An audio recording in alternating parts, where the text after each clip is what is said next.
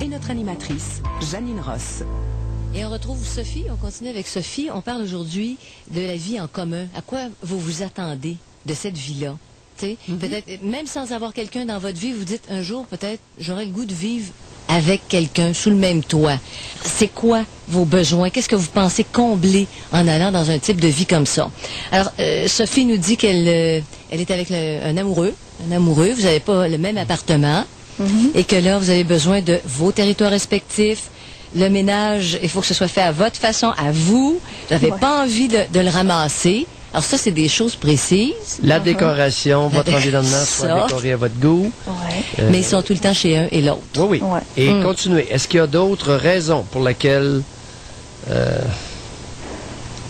Pour laquelle j'irais ou je n'irais pas? Pour laquelle vous iriez ou vous n'iriez pas. Ou que vous conservez le statu quo. Ça fait 6 ans que vous vivez d'une façon, vous deux. Alors, est-ce qu'il y a d'autres raisons pour lesquelles vous viviez de la façon dont vous l'avez fait jusqu'à maintenant? Oui. Continuez. Les premières années qu'on sortait ensemble, on avait une habitude commune de fumer du pot. Et puis, moi, j'ai arrêté, mais pas lui. Bon. Là, on commence à jaser. J'aime votre... Sophie, merci pour votre candeur. Si vous saviez, là, comment ça me fait plaisir, les personnes candides me plaisent d'emblée. Les maudits crosseurs hypocrites, j'haïs ça. Puis j'ai toujours haï ça. Vous êtes candide, c'est le fun d'échanger avec quelqu'un qui est candide.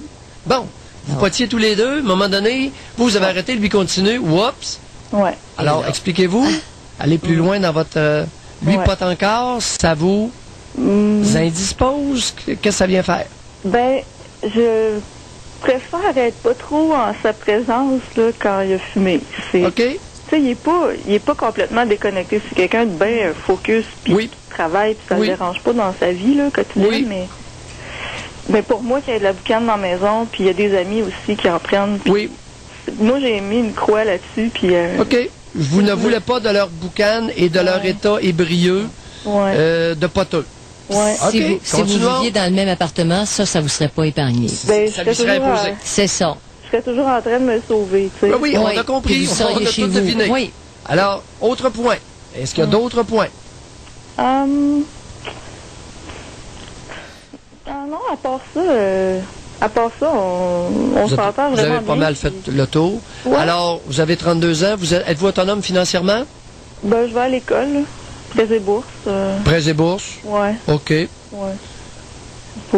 Est-ce qu'il y a des personnes dans votre entourage qui mettent de la pression pour que vous fassiez vie commune?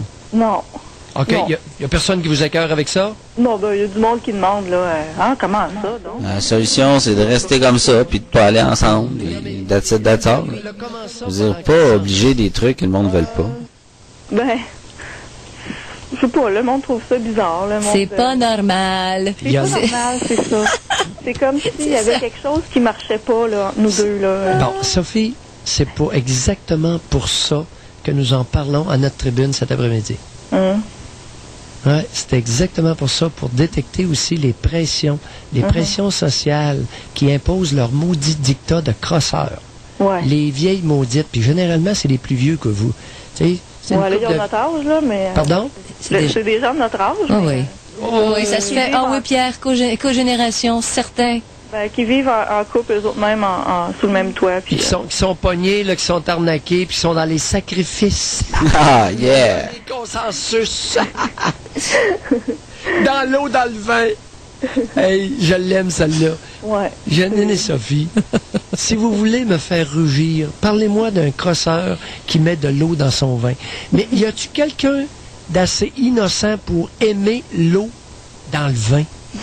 Celle-là, je la comprends pas. Ça prend un maudit non-connaisseur pour avoir inventé cette maxime idiote de mettre de l'eau dans son vin. Mais... Moi, là, si vous m'arrivez avec du vin dans lequel vous avez vidé de l'eau, je vais vous le tirer en pleine face. Mais Pierre... C'est une insulte à une intelligence. Bon, ça, vous l'expliquez, c'est net, mais Sophie, si elle vivait sous le même toit que son intéressant comme point. Comme ça, elle serait obligée de mettre de l'eau dans son vin. Ouais.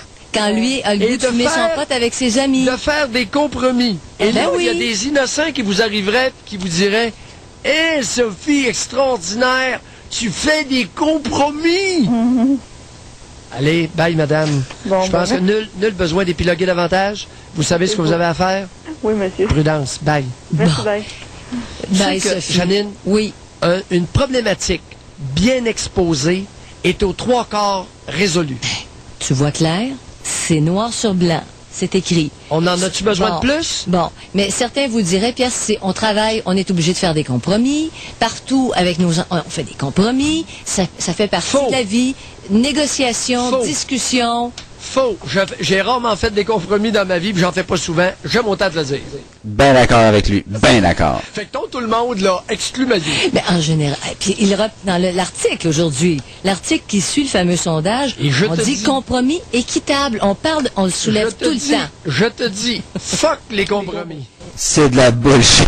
Ça dépend. Si, dans une association, un fait un compromis sur un dossier et l'autre fait le compromis sur l'autre, tu te dis, on parle de compromis équitable. C'est pas des Non, mêmes. non. Non.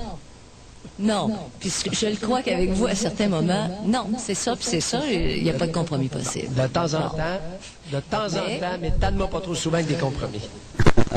Mais vivre ensemble, Délaye pas trop mon vin. mais quand tu vis en... Attends, ça, je le sais. J'adore son humour. J'adore son humour. Réellement, là, Janine, as-tu déjà essayé de prendre du vin et de mettre de l'eau dedans, puis essayer de boire ça? Non. Janine, Non, mais non, tu perds tout. Janine, je Tu te perds défie de l'essayer. Mais en couple, mais si on est raisonnable, Pierre, si on est raisonnable, puis on prend, je comprends votre exemple, mais dans la vie de tous les jours, tu vis avec quelqu'un qui est fin, tu t'entends bien, vous avez des goûts qui se ressemblent, vous arrivez à vous rejoindre, ça va bien sexuellement, sauf que elle ou lui, à un moment ou à un autre, va faire quelque chose qui ne te plaît pas, qui te dérange, ça rentre dans ton territoire, tu vas le dire. C'est pas un conflit nécessairement, mais tu vas le Ça dire. dépend de quoi on parle, là. Vois-tu, c'est pour ça que c'est du cas par cas. Oui. Ça dépend de quoi on parle. Tout est du cas par cas. Tellement. Sur ce qu'il est profondément, ça ne marchera pas. C'est tout à fait clair. Oui, T'sais- on confond des compromis. On confond les compromis avec la tolérance. Exactement. Paquet d'affaires. J'ai une tolérance là, très élevée. Un tas d'affaires. Des compromis, fuck. C'est clair? Exactement. Parce que là, ça vous Asti qu'il l'a vaillé. profondément. Ça touche votre nature, ça touche ce que vous êtes. Voilà! Bon. Oh! Si ça touche ma liberté d'être, ma liberté d'opinion, fuck! Bon, alors tu peux pas aller jusque-là. OK.